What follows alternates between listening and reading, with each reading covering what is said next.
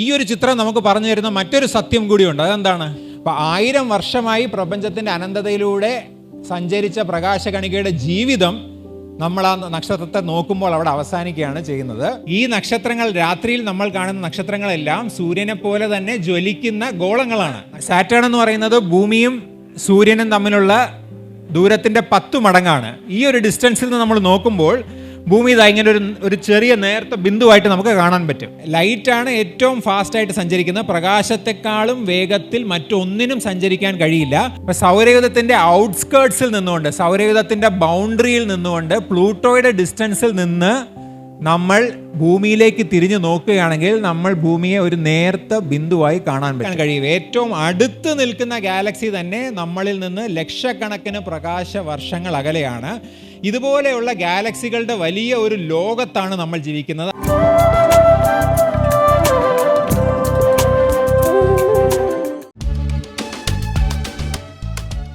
എല്ലാവർക്കും good morning. എന്തായാലും ഈ പ്രോഗ്രാമിലേക്ക് കേരള ലെജിസ്ലേറ്റീവ് അസംബ്ലി നടത്തുന്ന ഇൻ്റർനാഷണൽ ബുക്ക് ഫെസ്റ്റിവലിലേക്ക് ക്ഷണിച്ച ഇതിൻ്റെ ഭാരവാഹികളോട് ഞാൻ ആദ്യം തന്നെ നന്ദി പറയുകയാണ്. ഇന്നത്തെ ദിവസം നിങ്ങളുമായിട്ട്, ഭാവിയിലെ ശാസ്ത്രജ്ഞന്മാരുമായിട്ട് കുറച്ച് സമയം ചെലവഴിക്കാനായിട്ട് എനിക്ക് ലഭിച്ചത് വലിയൊരു ഭാഗ്യമായി ഞാൻ കരുതുന്നു.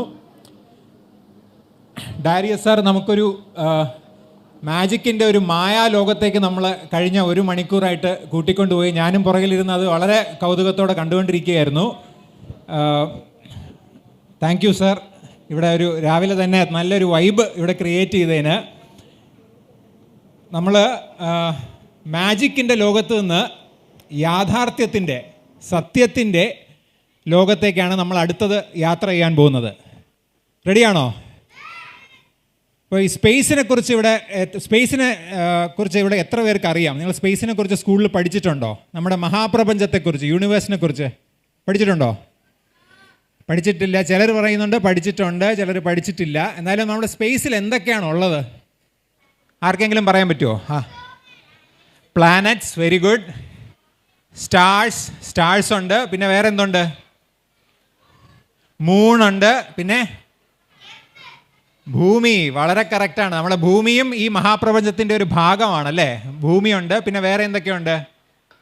ജൂപ്പിറ്റർ, സൂര്യൻ, സാറ്റേൺ, മറ്റ് ഗാലക്സികൾ. നമ്മൾ ഒരു ഗാലക്സിക്കകത്താണ് ജീവിക്കുന്നതെന്ന് അറിയാമോ? മിൽക്കി വേ എന്ന് പറയുന്ന കോടാനുകോടി നക്ഷത്രങ്ങളുള്ള ഒരു ഗാലക്സിയിലാണ് നമ്മൾ ജീവിക്കുന്നത്. അതുപോലെ എണ്ണിയാൽ തീരാത്ത അത്രയും ഗാലക്സികളുള്ള ഒരു മഹാപ്രപഞ്ചത്തിലാണ് നമ്മൾ ജീവിക്കുന്നത്.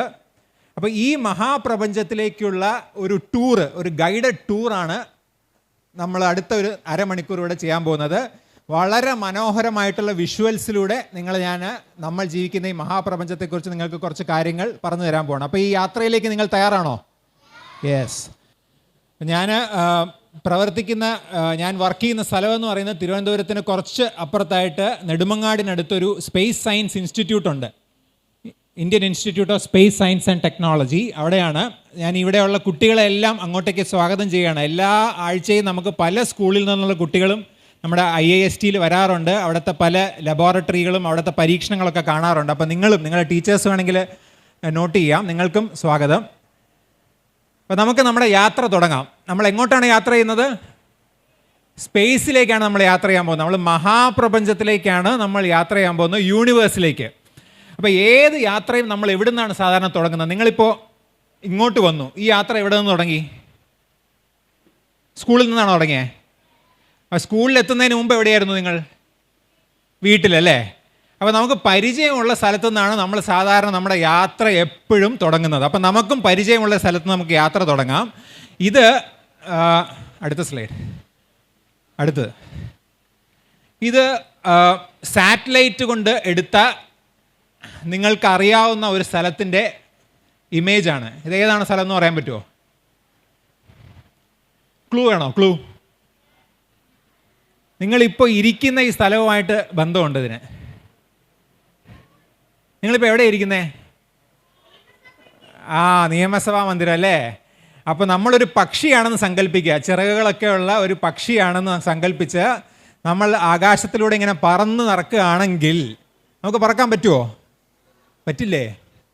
അപ്പോൾ പിന്നെ ഈ നമുക്ക് എയർക്രാഫ്റ്റ്, സ്പേസ് ക്രാഫ്റ്റ്സും എയറോപ്ലെയിനും ഒക്കെ എന്തിനാണുള്ളത്? നമുക്ക് പറക്കാൻ പറ്റില്ല. ഇതൊക്കെ ഭാവിയിൽ നിങ്ങളൊക്കെ ചിലപ്പോൾ ഒരുപക്ഷേ യാത്ര ചെയ്യും. എന്തായാലും നമ്മളൊരു പക്ഷിയാണെന്ന് സങ്കല്പിക്കുക. ആ പക്ഷിയായിട്ട് നമ്മൾ ആകാശത്ത് നിന്ന് പറന്ന് നമ്മുടെ ഈ നിയമസഭാ മന്ദിരത്തെ നോക്കുമ്പോൾ നമ്മൾ ഇതാണ് കാണുന്നത്. ഇതാണ് മുകളിൽ നിന്നുള്ള വ്യൂ. ദൗർഭാഗ്യം എന്ന് പറയട്ടെ, നമുക്കിപ്പോൾ ഇങ്ങനൊരു വ്യൂ കിട്ടില്ല, കാരണം നമുക്ക് ചിറകുകളില്ല. ഇനി നമ്മൾ കുറച്ചുകൂടെ ഉയരത്തേക്ക് പോവുകയാണെങ്കിൽ നമുക്ക് ഇങ്ങനത്തെ ഒരു ചിത്രമായിരിക്കും കിട്ടുക. ഇതിനകത്ത് നിങ്ങൾക്ക് 2 വലിയ പ്ലേ ഗ്രൗണ്ടുകൾ കാണാൻ പറ്റുന്നുണ്ടോ? അത് ഏത് പ്ലേ ഗ്രൗണ്ടാണെന്നറിയാമോ? 2 സ്റ്റേഡിയമാണ്. 2 സ്റ്റേഡിയമാണ്. നിയമസഭാ മന്ദിരം അവിടെ ചെറുതായിട്ട് കാണാം. ലേസർ പോയിന്ററോ അങ്ങനെ എന്തെങ്കിലും ഉണ്ടോ? ഇല്ല. ഓക്കെ. ഒരെണ്ണം ചന്ദ്രശേഖരൻ നായർ സ്റ്റേഡിയവും നമ്മുടെ തൊട്ടടുത്തുള്ള ഒരെണ്ണം നമ്മുടെ യൂണിവേഴ്സിറ്റി സ്റ്റേഡിയവുമാണ്. ഇനിയും നമുക്ക് നമ്മുടെ കുറച്ചുകൂടെ ഉയരത്തേക്ക് പോകാം. ഉയർന്ന് നോക്കിയാൽ അടുത്ത സ്ലൈഡ്. ഇത് നമ്മുടെ ട്രിവാൻഡ്രം സിറ്റിയുടെ ഒരു സാറ്റലൈറ്റ് ഇമേജ് ആണ്. അപ്പോൾ ഈ ഇതിൽ നമ്മൾ ചെറിയ ചെറിയ പൊട്ടുപൊട്ടായിട്ട് കാണുന്നത് എന്തായിരിക്കും? വീടുകളും കാര്യങ്ങളും ആയിരിക്കും അല്ലേ? നിങ്ങളുടെ സ്കൂൾ ഇതിനകത്തുണ്ടാവുമോ? കാണാം അല്ലേ? ഒരുപക്ഷെ ഉണ്ടാവും, പക്ഷെ വളരെ വലുതായിരിക്കും സ്കൂൾ ഇതിൽ? ഇല്ല, ചെറിയതായിരിക്കും അല്ലേ? എന്താ കാരണം ചെറുതായിട്ട് കാണാൻ? ഇതൊരു ലോകമാണ്. മാത്രമല്ല നമ്മൾ കാണുന്നതിൻ്റെ വ്യാപ്തി കൂടിക്കൊണ്ടിരിക്കുകയാണല്ലേ. നമ്മൾ കാണുന്നത് നമ്മൾ വലിയ വലിയ കാര്യങ്ങളാണ് ഇപ്പോൾ കാണുന്നത്. അപ്പോൾ അതിൽ നമ്മുടെ സ്കൂൾ നമുക്ക് വലുതായിട്ട് തോന്നുന്നെങ്കിലും അത് ചെറുതായിട്ടായിരിക്കും ഇതിലുണ്ടാകുക ട്രിവാൻഡ്രത്തിൻ്റെ. ഇനിയും നമ്മൾ കുറച്ചുകൂടെ മുന്നോട്ട് പോയാൽ ഇതേതാണ്? ഇന്ത്യ അല്ലേ? ഇത് നമ്മളെല്ലാവരും ജീവിക്കുന്ന നമ്മൾ ഭാരതം അല്ലെങ്കിൽ ഇന്ത്യ എന്ന് പറയുന്ന നമ്മുടെ രാജ്യമാണ്. ഇത് സാറ്റലൈറ്റിൽ നിന്നെടുത്തൊരു ദൃശ്യമാണ്. രാത്രി നമ്മൾ ഭൂമിയെ നോക്കുകയാണെങ്കിൽ നമുക്ക് ഇതുപോലെ കാണാൻ പറ്റും.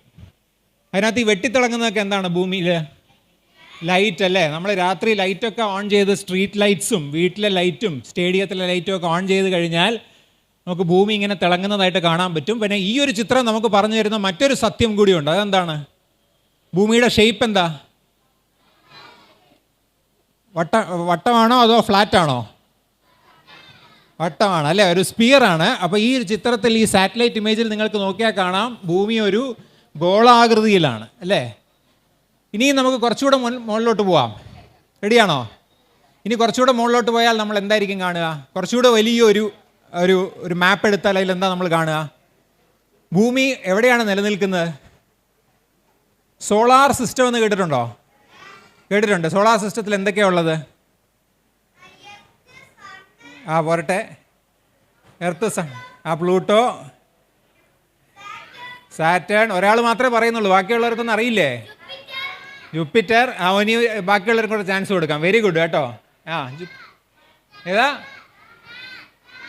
സ്റ്റാർ? ഏത് സ്റ്റാറാ നമ്മുടെ സോളാർ സിസ്റ്റത്തിലുള്ളത്? സൺ. Very good. സൺ എന്ന് പറയുന്ന ഒരു നക്ഷത്രമാണ് സൺ. അപ്പോൾ ഇതെല്ലാം അടങ്ങുന്ന ഗുരുത്വാകർഷണം എന്ന് കേട്ടിട്ടുണ്ടോ? ഗ്രാവിറ്റി കേട്ടിട്ടുണ്ടോ? പിന്നെ നിങ്ങൾ ഉയർന്ന ക്ലാസ്സുകളിൽ പഠിക്കും. ഗ്രാവിറ്റി എന്ന് പറയുന്നത് വസ്തുക്കളെ പരസ്പരം ചേർത്ത് നിർത്തുന്ന ഒരു അദൃശ്യ ശക്തിയാണ് ഗ്രാവിറ്റി. ഈ ഗ്രാവിറ്റിയാൽ നമ്മൾ ഈ പ്ലാനറ്റ്സ് എല്ലാം സൂര്യനെ വലം വെച്ചുകൊണ്ടിരിക്കുകയാണ്. അതാണ് അടുത്ത വീഡിയോയിൽ കാണിക്കുന്നത്. അടുത്ത വീഡിയോ ഒന്ന് പ്ലേ ചെയ്ത്. ഇത് നമ്മുടെ സൗരയൂഥം അല്ലെങ്കിൽ സോളാർ സിസ്റ്റത്തിൻ്റെ ഒരു വീഡിയോ ആണ്. നടുക്ക് സൂര്യനെ ചുറ്റുന്ന ഗ്രഹങ്ങൾ, ഉപഗ്രഹങ്ങൾ, നേരത്തെ പറഞ്ഞ Mercury, Venus, Earth, Mars, Jupiter, Saturn, Uranus, Neptune, ധാരാളം വേറെ പാറക്കെട്ടുകൾ, ആസ്ട്രോയിഡ്സ് എന്ന് പറയുന്ന ധാരാളം പാറക്കെട്ടുകൾ, ഇതെല്ലാം അടങ്ങുന്ന ഒരു ലോകമാണ് നമ്മുടെ സൗരയൂഥം എന്ന് പറയുന്നത്. ഇനി നമുക്ക് സൂര്യൻ മാത്രമാണോ ഈ പ്രപഞ്ചത്തിൽ നക്ഷത്രമായിട്ടുള്ളത്? അല്ല. വേറെ നക്ഷത്രങ്ങളുണ്ടോ? എങ്ങനെ അറിയാം നമുക്ക് വേറെ നക്ഷത്രങ്ങളുണ്ടോ ഇല്ലയോ എന്ന്? വേറെ നക്ഷത്രങ്ങൾ കണ്ടിട്ടുണ്ടോ? എപ്പോൾ കണ്ടു? എവിടെ കണ്ടു? എങ്ങനെ കണ്ടു?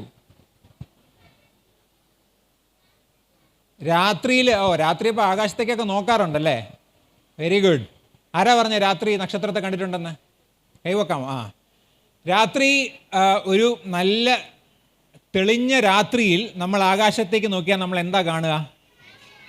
അതെ, ഇങ്ങനെ നക്ഷത്രങ്ങൾ പൂത്തു നിൽക്കുന്ന ഒരു മനോഹരമായ ആകാശം നമുക്ക് കാണാൻ പറ്റും അല്ലേ? ഈ നക്ഷത്രങ്ങൾ, രാത്രിയിൽ നമ്മൾ കാണുന്ന നക്ഷത്രങ്ങളെല്ലാം സൂര്യനെ പോലെ തന്നെ ജ്വലിക്കുന്ന ഗോളങ്ങളാണ്, നക്ഷത്രങ്ങളാണ്. അടുത്ത വീഡിയോ. അപ്പോൾ ഭൂമിയിൽ നിന്ന് കുറെ കൂടെ അകലെ പോയി ചന്ദ്രനിൽ നിന്ന് നമ്മൾ ഭൂമിയെ നോക്കിയാൽ നമ്മൾ ഇങ്ങനെയായിരിക്കും. ഒരു സ്ലൈഡ് പുറകോട്ട്. ചന്ദ്രനിൽ നിന്ന് നമ്മൾ ഭൂമിയെ നോക്കിയാൽ നമ്മൾക്ക് ഇതുപോലെയാണ് കാണാൻ പറ്റുക. ചന്ദ്രനിൽ മനുഷ്യൻ പോയിട്ടുണ്ടോ? പോയിട്ടുണ്ടല്ലേ? തിരിച്ചു വന്നിട്ടുണ്ടോ? വന്നാൽ കൊള്ളാം, വന്നിട്ടുണ്ട്. അപ്പോൾ ചന്ദ്രനിൽ പോയ മനുഷ്യർ ചന്ദ്രനിൽ നിന്നെടുത്ത ഭൂമിയുടെ ഒരു ദൃശ്യമാണിത്. ഒരു നീല മാർബിൾ പോലെ ഇല്ലേ ഭൂമി കാണാൻ? എന്തുകൊണ്ടാണ് നീല കളർ? വെള്ളം ഉള്ളതുകൊണ്ട് അല്ലേ? ജലം ഭൂമിയിൽ 70%, ഭൂമിയുടെ 70% വെള്ളം കൊണ്ട് കവർ ചെയ്തിരിക്കുന്നതുകൊണ്ടാണ് ഈ ബ്ലൂ കളർ ഉള്ളത്.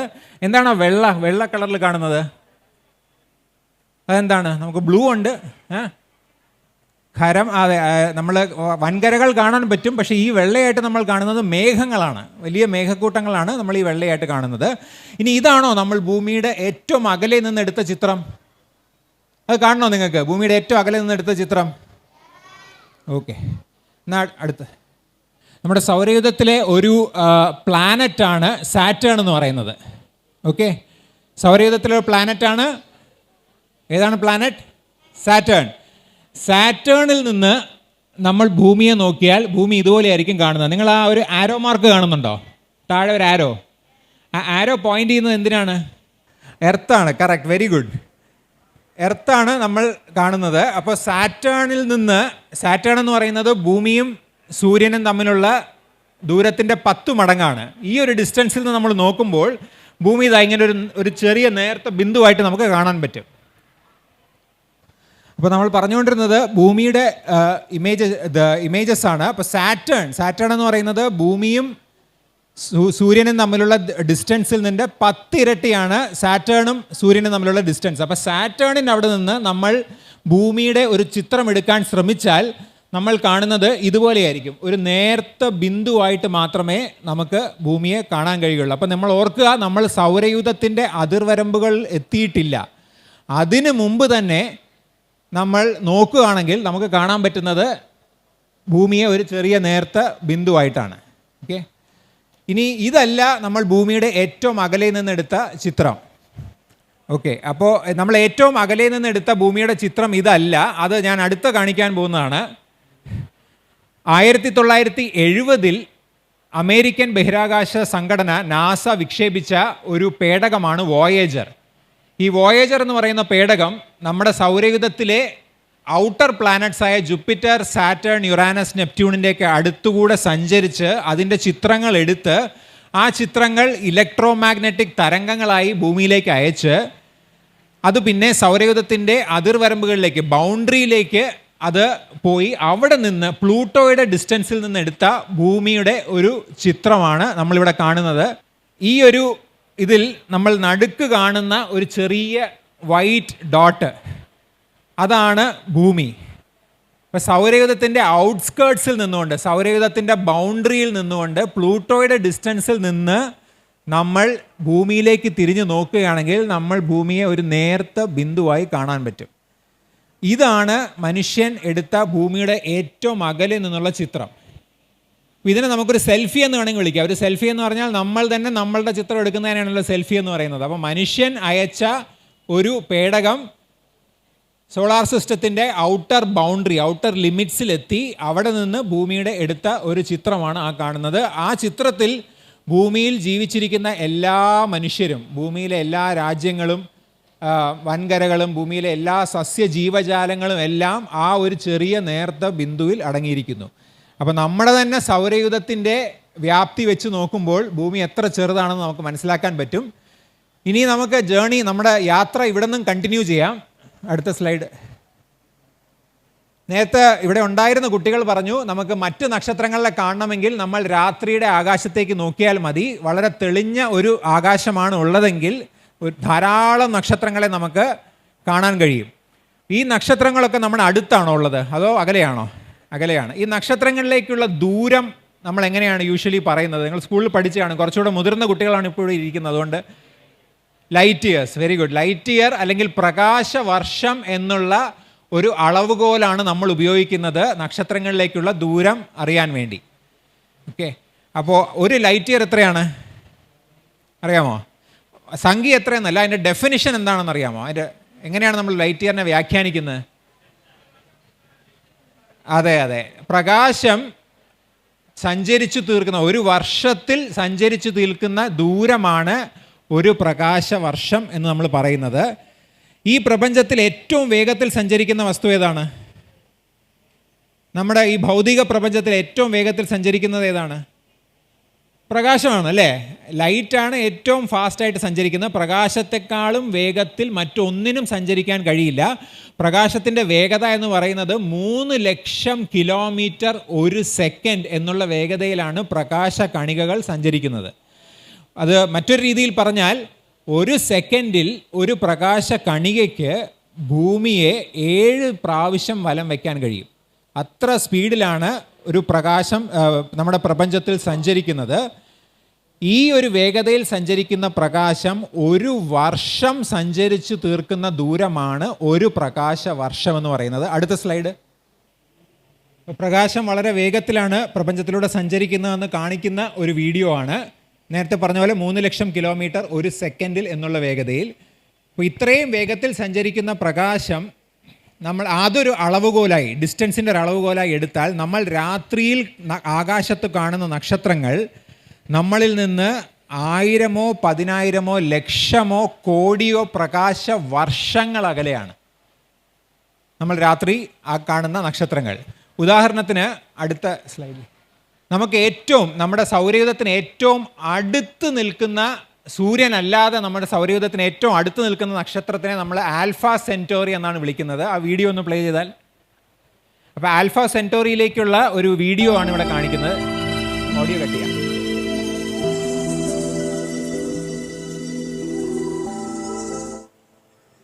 ഇത് ഭൂമി, സൂര്യൻ അവിടെ എവിടെയോ ഉണ്ട്. അപ്പോൾ ഭൂമിയിൽ നിന്ന് നമ്മൾ ആൽഫ സെൻറ്റോറിയെ നോക്കുകയാണെന്നുണ്ടെങ്കിൽ, സെൻറ്റോറസ് എന്ന് പറയുന്ന ഒരു കോൺസ്റ്റലേഷൻ, ഒരു നക്ഷത്രക്കൂട്ടത്തിൻ്റെ ഡയറക്ഷനിലാണ് ആൽഫ സെൻറ്റോറി എന്ന് പറയുന്ന നക്ഷത്രം. അത് നമ്മളിൽ നിന്ന് 4 പ്രകാശ വർഷം അകലെയാണ്. അതിനർത്ഥം ആൽഫ സെൻറ്റോറിയിൽ നിന്ന് പുറപ്പെടുന്ന പ്രകാശ കണികകൾ എത്ര സമയമെടുക്കും ഭൂമിയിലെത്താൻ? 4 വർഷമെടുക്കും ഭൂമിയിലെത്താൻ, അവിടെ നിന്ന് പുറപ്പെടുന്ന പ്രകാശം. അപ്പോൾ നമ്മുടെ പ്രപഞ്ചത്തിൽ, മഹാപ്രപഞ്ചത്തിൽ അടുത്ത് എന്നുള്ള വാക്കിന് തന്നെ കംപ്ലീറ്റ്ലി ഡിഫറൻ്റ് ആയിട്ടുള്ള ഒരു നിർവചനമാണ് ഉള്ളത്. അടുത്തെന്ന് പറയുമ്പോൾ നമ്മൾ വിചാരിക്കും 1 കിലോമീറ്റർ അല്ലെങ്കിൽ 10 കിലോമീറ്റർ ദൂരെയാണെന്ന്. അല്ല, ഏറ്റവും അടുത്തുള്ള നക്ഷത്രം തന്നെ 4 പ്രകാശ വർഷം അകലെയാണ്. അപ്പോൾ നിങ്ങളൊന്ന് ആലോചിച്ച് നോക്കുക. അടുത്ത സ്ലൈഡ്. അപ്പോൾ നിങ്ങളൊന്ന് ആലോചിച്ച് നോക്കുക, രാത്രി നമ്മൾ കാണുന്ന നക്ഷത്രങ്ങൾ നമ്മളിൽ നിന്ന് 1000-ഓ 10,000-ഓ ലക്ഷമോ പ്രകാശ വർഷങ്ങൾ അകലെയാണ്. അതിനർത്ഥം നമ്മൾ ഇന്ന് രാത്രി പോയി ആകാശത്തേക്ക് നോക്കുകയാണെങ്കിൽ നമ്മുടെ കണ്ണിൻ്റെ കൃഷ്ണമണിയിൽ വന്നു ചേരുന്ന പ്രകാശ കണികകൾ 1000-ഓ 10,000-ഓ ലക്ഷമോ വർഷങ്ങൾക്ക് മുൻപ് ആ നക്ഷത്രങ്ങളിൽ നിന്ന് പുറപ്പെട്ടതാണ്. അപ്പോൾ നിങ്ങൾ കാണുന്ന ഒരു നക്ഷത്രം 1000 പ്രകാശ വർഷം അകലെയാണെങ്കിൽ ആ നക്ഷത്രത്തിൽ നിന്ന് പുറപ്പെട്ട പ്രകാശ കണിക 1000 വർഷമായി പ്രപഞ്ചത്തിൻ്റെ അനന്തതയിലൂടെ സഞ്ചരിച്ച് ഭൂമിയിലെത്തി നമ്മുടെ കണ്ണിൻ്റെ കൃഷ്ണമണിയിൽ വന്ന് പതിക്കുകയാണ്. അപ്പോൾ നമ്മുടെ ബ്രെയിൻ നമുക്ക് പറഞ്ഞു തരികയാണ് അവിടെ ഒരു നക്ഷത്രമുണ്ട് എന്നുള്ളത്. ആ നക്ഷത്രം അതിൻ്റെ യാത്ര പുറപ്പെട്ടപ്പോൾ നമ്മൾ ജനിച്ചിട്ടില്ല, നമ്മുടെ അച്ഛനും അമ്മയും ജനിച്ചിട്ടില്ല, നമ്മുടെ അപ്പൂപ്പനും അമ്മൂമ്മയും ജനിച്ചിട്ടില്ല, അവരുടെ മുൻ തലമുറയുള്ളവരും ജനിച്ചിട്ടില്ല.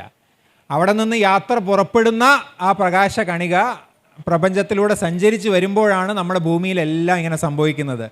ഇന്ത്യക്ക് സ്വാതന്ത്ര്യം ലഭിക്കുന്നു, നമ്മുടെ മുത്തച്ഛനും മുത്തശ്ശിയൊക്കെ ജനിക്കുന്നു, അച്ഛനും അമ്മയും ഉണ്ടാകുന്നു, അവർ പിന്നെ കാണുന്നു, കല്യാണം കഴിക്കുന്നു, നിങ്ങൾ മക്കളുണ്ടാകുന്നു. അങ്ങനെ ഇതെല്ലാം നടന്നുകൊണ്ടിരിക്കുമ്പോൾ ഈ പ്രകാശ കണിക പ്രപഞ്ചത്തിൻ്റെ അനന്തതയിലൂടെ സഞ്ചരിച്ചു കൊണ്ടിരിക്കുകയാണ്. അവസാനം നിങ്ങൾ നോക്കുമ്പോൾ നിങ്ങളുടെ കണ്ണിലെ കൃഷ്ണമണി, റെറ്റിന, ഈ പ്രകാശ കണികയെ അബ്സോർബ് ചെയ്ത് നമ്മുടെ ബ്രെയിനിൽ ആ നക്ഷത്രത്തിൻ്റെ ഇമേജ് നമുക്ക് ഉണ്ടാക്കി തരികയാണ്.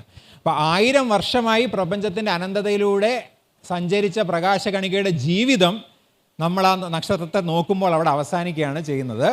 ഇതുപോലെയാണ് ബാക്കിയുള്ള നക്ഷത്രങ്ങൾ. 10,000 അല്ലെങ്കിൽ ലക്ഷം പ്രകാശ വർഷങ്ങൾ അകലെയാണ്. അപ്പോൾ അതിനർത്ഥം whenever we are looking into space, we are also looking back in time. നമ്മൾ ആകാശത്തേക്ക് നോക്കുമ്പോൾ നമ്മൾ പ്രപഞ്ചത്തിൻ്റെ ഭൂതകാലത്തേക്കാണ് യാത്ര ചെയ്യുന്നത്. നമ്മുടെ നൈറ്റ് സ്കൈ എന്ന് പറയുന്നത് it is like A time machine. Time machine കേട്ടിട്ടുണ്ടോ? അല്ലേ? നമുക്ക് മുന്നോട്ടും പുറകോട്ടും സമയത്തിൽ സഞ്ചരിക്കാൻ കഴിയുന്ന ഒരു കാൽപ്പനികമായിട്ടുള്ളൊരു യന്ത്രമാണ് ടൈം മെഷീൻ. സയൻസ് ഫിക്ഷൻ സിനിമകളിലൊക്കെ ആൾക്കാർ ടൈം മെഷീനെ കുറിച്ച് പറയാറുണ്ട്. അപ്പോൾ ടൈം മെഷീൻ ഉണ്ടോ ഇല്ലയോ എന്ന് ചോദിച്ചാൽ നമുക്ക് ഒരു രീതിയിൽ അതിന് വേണമെങ്കിൽ ഇങ്ങനെ ആൻസർ ചെയ്യാം. Every time we look up into the sky, നമ്മൾ ആകാശത്തേക്ക് നോക്കുമ്പോൾ we are actually taking a trip back in time. നമ്മൾ പ്രപഞ്ചത്തിൻ്റെ ഭൂതകാലത്തേക്കാണ് നോക്കുന്നത്. അപ്പോൾ ഈ നക്ഷത്രങ്ങൾക്ക് പുറമെ നമ്മുടെ തന്നെ ഈ നക്ഷത്രങ്ങൾക്ക് ഇടയിൽ ധാരാളം വ്യോമപടലങ്ങളുണ്ട്. അതിൻ്റെ ഒരു വീഡിയോ ആണിത്. ഇതിനെ ഇൻ്റർസ്റ്റെല്ലാർ മീഡിയം എന്ന് പറയും. പുതിയ നക്ഷത്രങ്ങൾ ഉണ്ടാകുന്നത് നക്ഷത്രങ്ങൾക്കിടയിലുള്ള ഇതുപോലെ വലിയ വാതകങ്ങൾ നിറഞ്ഞ ഏരിയയിലാണ് പുതിയ നക്ഷത്രങ്ങൾ ഉണ്ടാകുന്നത്.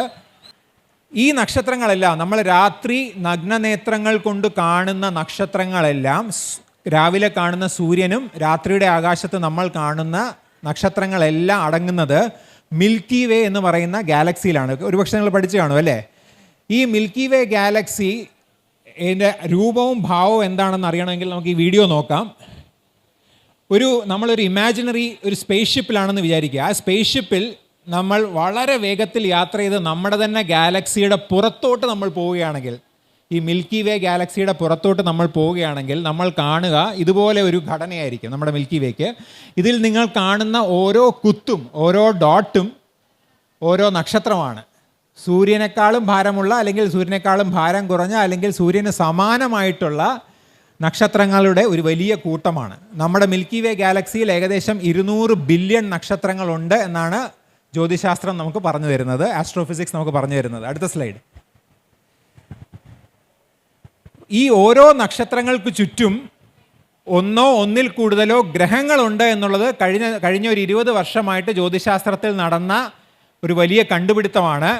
നമ്മുടെ സൂര്യന് ചുറ്റും ഗ്രഹങ്ങളുണ്ട് എന്നുള്ളത് നമുക്കറിയാം. മറ്റു നക്ഷത്രങ്ങൾക്ക് ചുറ്റും ഗ്രഹങ്ങളുണ്ട് എന്നുള്ളത് നമുക്കറിയാവുന്ന ഇപ്പോൾ കഴിഞ്ഞ ഒരു 20 വർഷത്തിൽ ജ്യോതിശാസ്ത്രത്തിൽ നടന്ന പഠനങ്ങളിൽ നിന്ന് നമുക്ക് മനസ്സിലാക്കാൻ കഴിയും. ഇതൊരു വീഡിയോ ആണ്. ഈ വീഡിയോയിൽ നിങ്ങൾക്ക് രാത്രിയിൽ കാണുന്ന നക്ഷത്രങ്ങൾ, ആ നക്ഷത്രങ്ങൾക്ക് ചുറ്റുമുള്ള ഗ്രഹങ്ങളെയാണ് ഇവിടെ കാണിച്ചിരിക്കുന്നത്. നമുക്ക് നഗ്നനേത്രങ്ങൾ കൊണ്ട് നോക്കുമ്പോൾ നക്ഷത്രത്തെ കാണാൻ കഴിയുമെങ്കിലും നമുക്ക് അതിന് ചുറ്റുമുള്ള ഗ്രഹങ്ങളെ കാണാൻ കഴിയില്ല. പക്ഷേ വളരെ സൂക്ഷ്മമായി വലിയ വലിയ ടെലസ്കോപ്പുകൾ ഉപയോഗിച്ച് നമ്മൾ നിരീക്ഷിക്കുകയാണെങ്കിൽ നമുക്ക് മനസ്സിലാക്കാൻ പറ്റും ഓരോ നക്ഷത്രത്തിന് ചുറ്റും ഒന്നോ ഒന്നിൽ കൂടുതലോ ഗ്രഹങ്ങളുണ്ട് എന്നുള്ളത്. അപ്പോൾ അതിനർത്ഥം നമ്മുടെ തന്നെ ഗാലക്സിയായ മിൽക്കി വേയിൽ നക്ഷത്രങ്ങളെക്കാളും കൂടുതൽ ഗ്രഹങ്ങളുണ്ട് എന്നുള്ളതാണ്. അപ്പോൾ ഇതൊരു വലിയ സാധ്യത നമുക്ക് തുറന്നു തരുന്നുണ്ട്. എന്താണ് ആ സാധ്യത എന്ന് ചോദിച്ചാൽ, ജ്യോതിശാസ്ത്രത്തിൽ നമ്മൾ ഉത്തരം കണ്ടുപിടിക്കാൻ ശ്രമിക്കുന്ന ഒരു വലിയ ചോദ്യം, ജീവൻ എന്ന പ്രതിഭാസം ഭൂമിയിലല്ലാതെ മറ്റെവിടെയെങ്കിലും ജീവൻ എന്നുള്ള പ്രതിഭാസം ഉണ്ടോ ഇല്ലയോ എന്നുള്ളത് നമ്മൾ ജ്യോതിശാസ്ത്രത്തിൽ ഉത്തരം കണ്ടുപിടിക്കാൻ ശ്രമിക്കുന്ന ഒരു വലിയ ചോദ്യമാണ്.